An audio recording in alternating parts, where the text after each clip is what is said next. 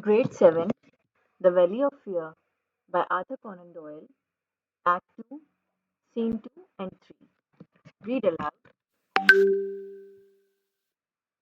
For more videos on the same topic and many other novels and play scripts, please subscribe my channel, Learners on Board. Scene 2, The Courtroom.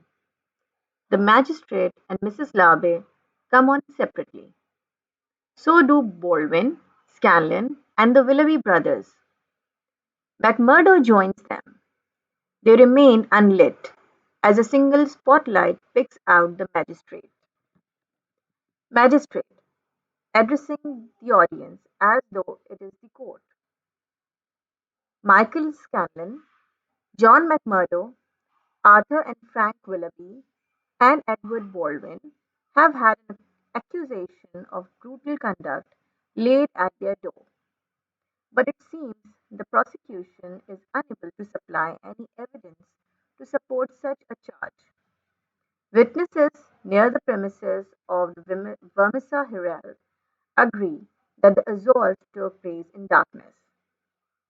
Mr. Stanger tells us he was so overwhelmed by the suddenness of the attack that he can state nothing beyond the fact that one of his assailants wore a small moustache.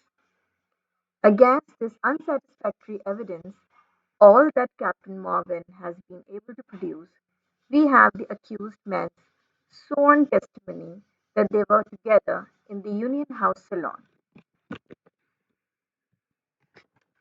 when the outrage occurred. This fact is testified to by several witnesses of good standing in our community, including no less a figure than Councillor McGinty. Faced with such a clear and unfaltering account of the accused men's whereabouts at the time in question, I see no possible justification for passing this matter on to a higher court. A pool of light up on Baldwin, Scanlon, the Willoughby brothers, and McMurdo. Gentlemen, you are hereby discharged with the court's sincere hope that this unpleasant matter hasn't caused you too much inconvenience. Loud applause and cheers from offstage as the accused laugh and congratulate each other. A single spot comes up on Mrs. Larbe. Mrs. Larbe, you demand, you damned murderers. We'll fix you yet. Magistrate, calmly, can one of the officers escort Mrs. Larbe from the court? Her recent tragic loss seems to have affected her judgment.